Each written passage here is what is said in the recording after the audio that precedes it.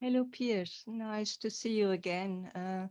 It's long ago, and I like to ask you some questions because of the Crow program we did together. Would you like to say something first about yourself and why you decide to work with me? Yeah, absolutely. It's nice to see you too. Um, I'd seen you working with somebody having a panic attack at a festival um, some years before, and I was amazed at how effective um, what you did was with this woman. Um, and I knew you worked in with trauma coaching because I talked to you, and because I'm also a coach, but in a different area. Mhm. And I had some deep-seated traumas that from my teenage years, 50 years ago, uh, that still lingered, still had negative effects in my life. And I thought to ask you um, about working with me to deal with the effects of these Mhm. traumas. And how you are today?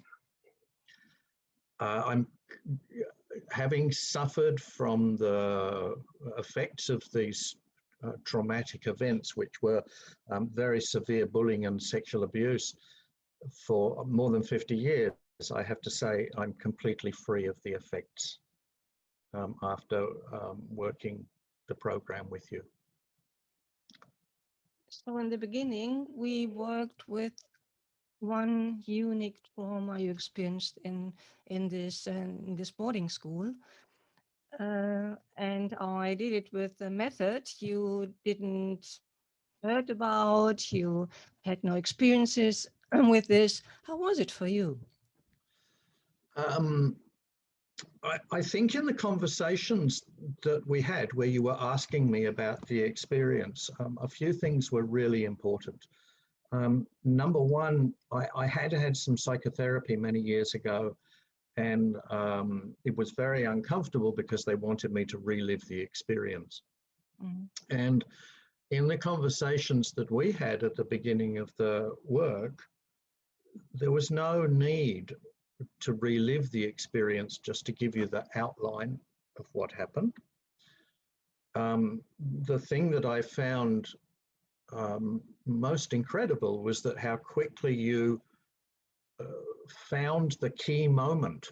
I now know it's called the shock point, um, um, which allowed you and me to have something to work on. It was this key moment, and that you found that so quickly and with no pain at all to me, no reliving the experience, was a revelation. It was incredible, and yeah. Could you explain which effect had this trauma times on your life after you left the boarding school? Yeah, look, I'd had a very happy childhood till I went sent to this school in my teens, and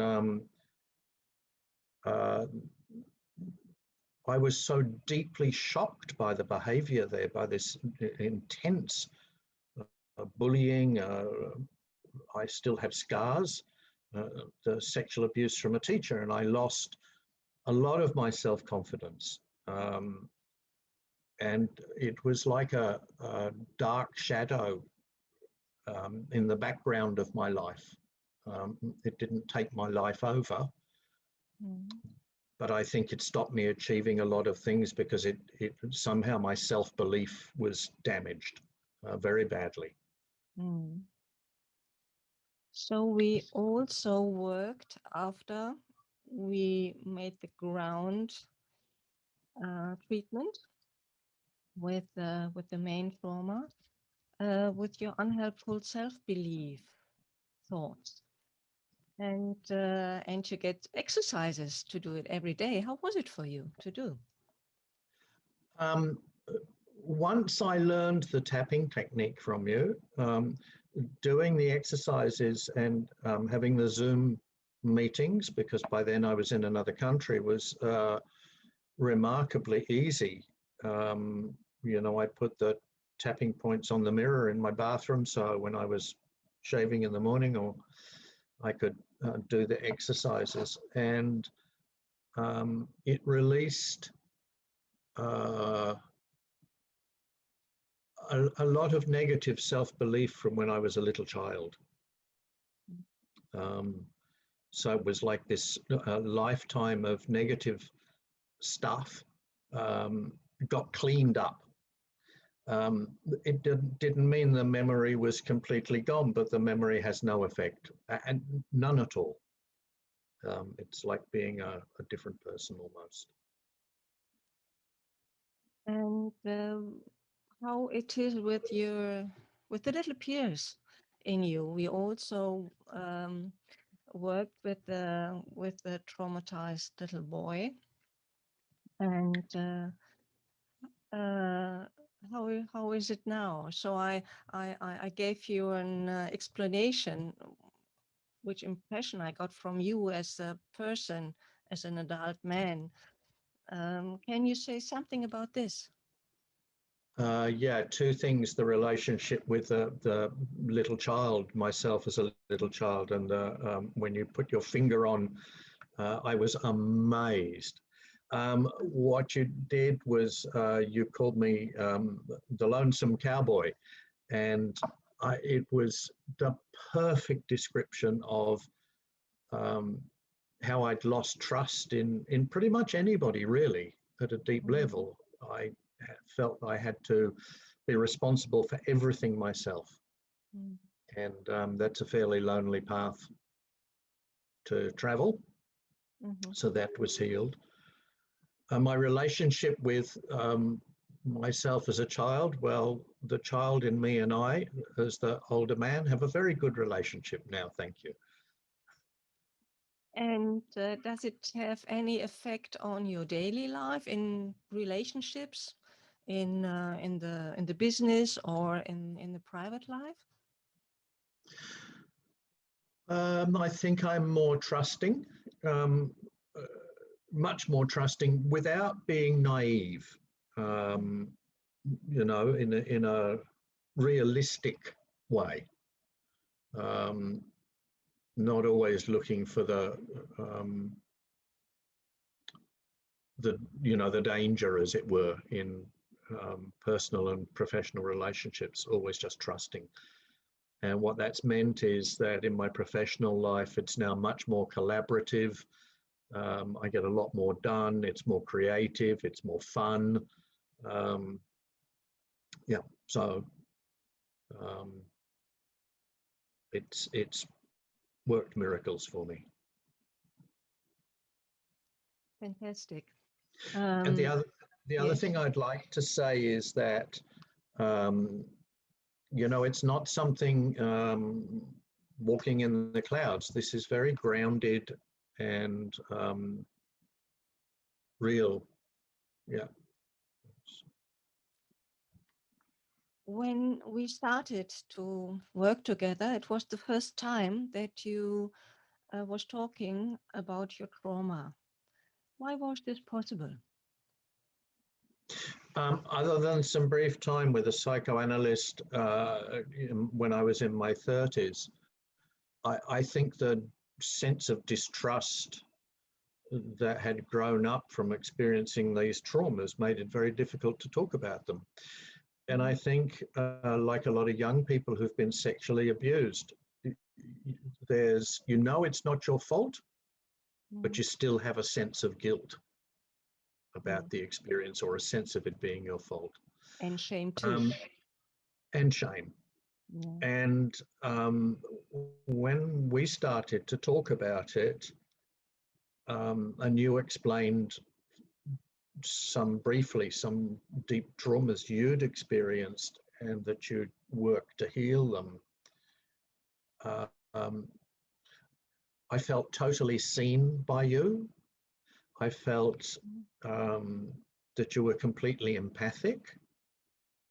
And from the things you said, also you were intuitive. You very quickly went to the core, if you like, of the experience. So that feeling of being in good hands, I think, allowed me to open up.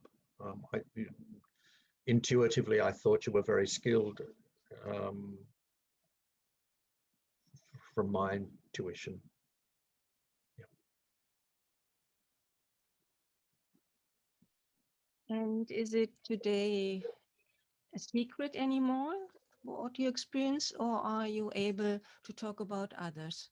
About this, well, you don't wear it in your hand and walking through the streets and saying, well, I was traumatized and it's gone now. You know what I mean.